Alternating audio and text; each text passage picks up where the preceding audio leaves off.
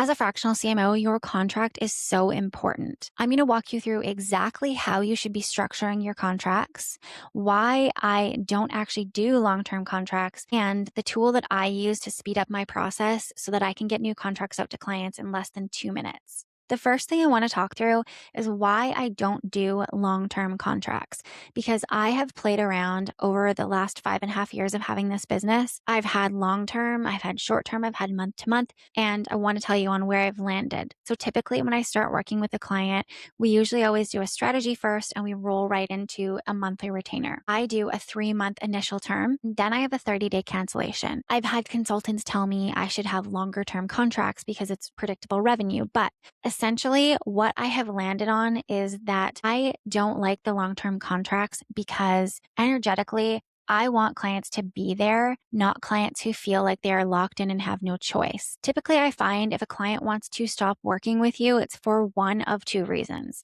Number one, they are maybe not happy or don't see the value. And then number two is something has changed in their business. Maybe they can no longer afford you, or revenue is down, or they've actually changed their offer suite and they no longer need to focus on marketing in the way that they were needing to. Either way, depending on what path is going on, both of those are things that energetically don't feel great when someone is forced to stay. If someone doesn't have the money, I personally would never make them stay.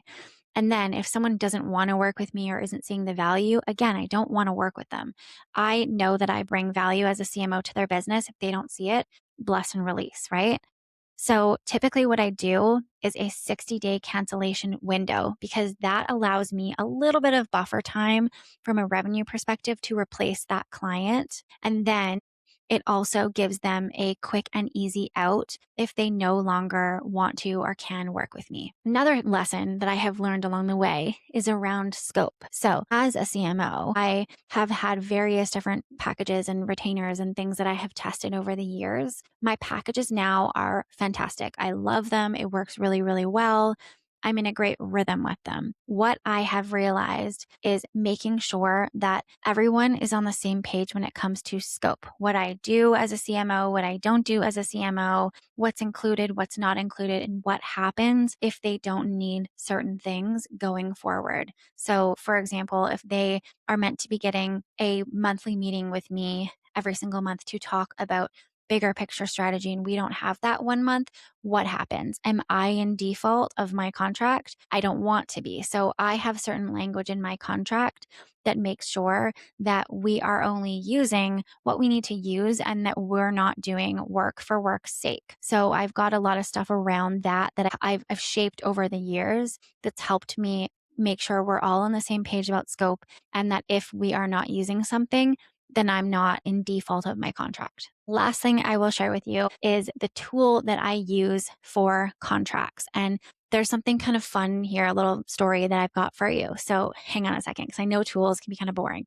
but I use PandaDoc for every contract and I have for years. There's a few others like this, but I'll tell you what I really love about this. Number one is you can have templates. So I've got templates for each of my various different contracts and you have fillable fields. So my contracts have been built once and all I have to do is have my assistant go in, open up a new file and send it to the client. That takes less than a minute. And it's already pre-set up with the client to do the fillable fields with all of their information. So there's nothing that I have to do on my side with the client's information. I don't need to get their address before. I don't need to get anything. And the scope is already in there preloaded with my various different packages that I have as a CMO.